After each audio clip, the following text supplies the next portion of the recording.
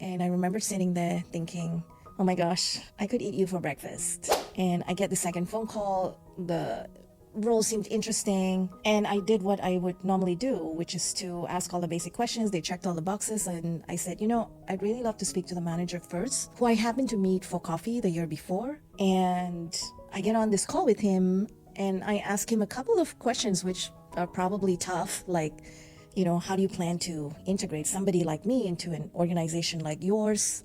And I just found that his answers were uninspiring. And I remember sitting there thinking, oh my gosh, I could eat you for breakfast.